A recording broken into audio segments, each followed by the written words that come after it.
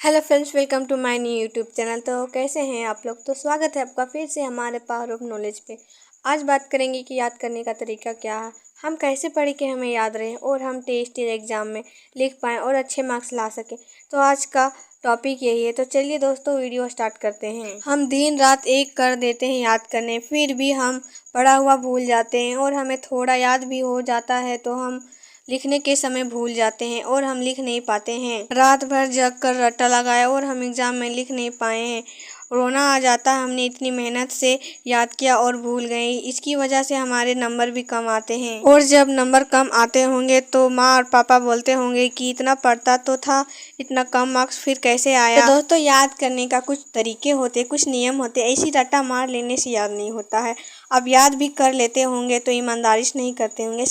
सिर्फ याद कर लेने से कुछ नहीं होता। आप जो चीज़ याद कर रहे हैं उसे ध्यान से पढ़िए और उसमें क्या लिखा है, वह आपको क्या बताना चाहता है उसे समझिए। उसमें जो लिखा है उसे ध्यान से पढ़कर समझिए कि क्या लिखा है। और जब आपको कुछ समझ आ जाता है तो आप खुद अपने से प्रश्न कीजिए कि ये कैसे हुआ, और अपने फ्रेंड्स को पूछिए कि ये कैसे हुआ। अगर आप पढ़ रहे हैं और आपको समझ में नहीं आ रहा है तो आप अपने शिक्षक को पूछिए कि सर ये कैसे हुआ, मुझे समझ में नहीं आ रहा है।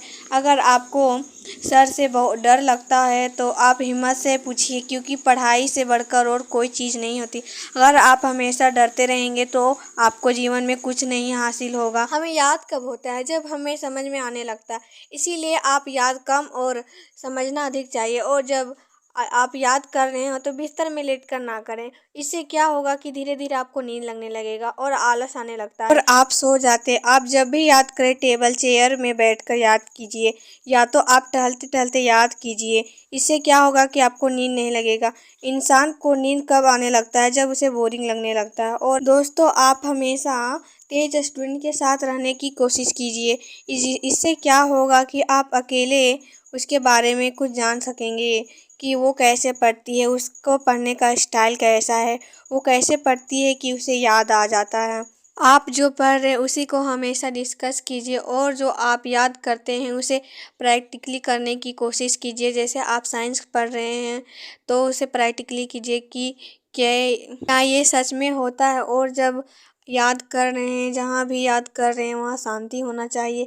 इससे आपका ध्यान नहीं भटकेगा। और जब आप याद कर कर के थक जाएंगे तो आप 3-4 बार लिखने का प्रयास कीजिए, क्योंकि 100 बार याद करने से अच्छा एक बार लिखने के बराबर होता है।